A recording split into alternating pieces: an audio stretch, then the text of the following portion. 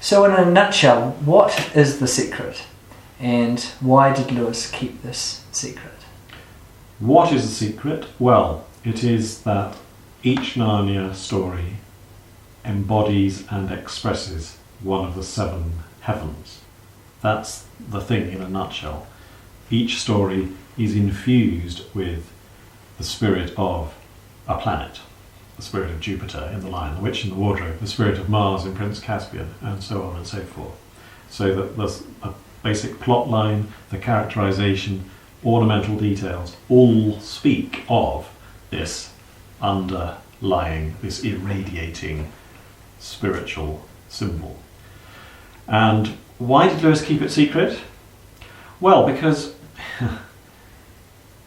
he thought that the real world too was irradiated with an invisible but ubiquitous divine spirit, that God's spirit itself upholds the universe and can be seen in the universe if only we have eyes to see it. That, I think, is one of the reasons why he kept this spiritual symbolism of Narnia secret, that it's there, but it can so easily be overlooked. And in fact it was overlooked for 60 years until I stumbled across this when I was halfway through my PhD. And I thought I knew these books well. I'd been acquainted with the Narnia Chronicles for nearly 30 years when I stumbled across this. But when I finally saw what Lewis was up to, this whole new dimension of artistry and purpose suddenly came to light. And I'm sure that Lewis deliberately kept it to himself so that we would have this experience of, I get it now. If he told us in advance that that was his purpose, he would have kind of shot himself in the foot. There would have been no surprise. There would have been no surprise. Yeah. But it's the surprise. It's when the scales fall from your eyes, like with St. Paul's conversion on the Damascus Road. It's when the change happens that you begin to see that what was, previously dull and rather uninteresting is actually charged with significance and purpose. So I think Lewis had to keep it secret in order for this effect to happen. And as I've gone round the place, speaking about this to people, one of the greatest delights has been seeing people catch the excitement and the light going on, and people say, I get it now. And all these sorts of rather arbitrary aspects to the Narnia Chronicles, the appearance of Father Christmas in The Lion, the Witch, and the Wardrobe, the appearance of Bacchus in Prince Caspian, they suddenly make sense. They suddenly cohere once you see the undergirding spiritual symbol which Lewis has used to control each chronicle. So he had to keep it secret.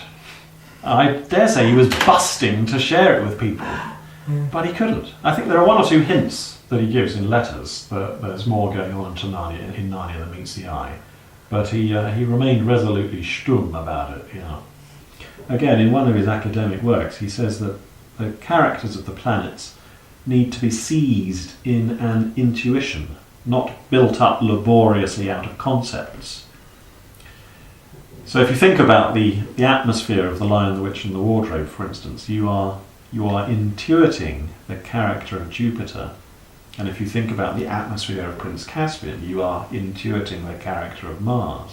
And that's actually what we love about the books. Like, before we actually knew they were based on the 7 heavens, yes, we enjoyed the party atmosphere of The Lion, the Witch, and the Wardrobe, yes, and the celebration. Yeah, exactly. I think we kind of knew this at the gut level, at a kind of intuitive or instinctual level. We knew that there was this kind of resonance and harmony within each book, even before this secret came to light. Now we know it kind of intellectually, but before this discovery came to light, we kind of knew it in our heart, we knew it in our imagination, we knew it in our bones. And that, I think, was, as far as Lewis was concerned, was the much richer and more important way of knowing something, to know it in yourself, in your gut, rather than just to know it with your head. That's right. So I think it's one of the reasons why he kept this plan secret, that he wanted to communicate to our imaginations, not merely to our brains. If he told us in advance that this was what he was trying to do, then we would have come to the books forearmed and ready to identify particular planetary images. But that's not how this thing works. It's much more artistic and subtle than that. It's not just a very clever and extended crossword clue or some cipher that has to be cracked. It's much more an atmosphere, a flavour, a key, a kind of musical key that you have to attune your ear to. And it's those sorts of responses which I think are the appropriate ones.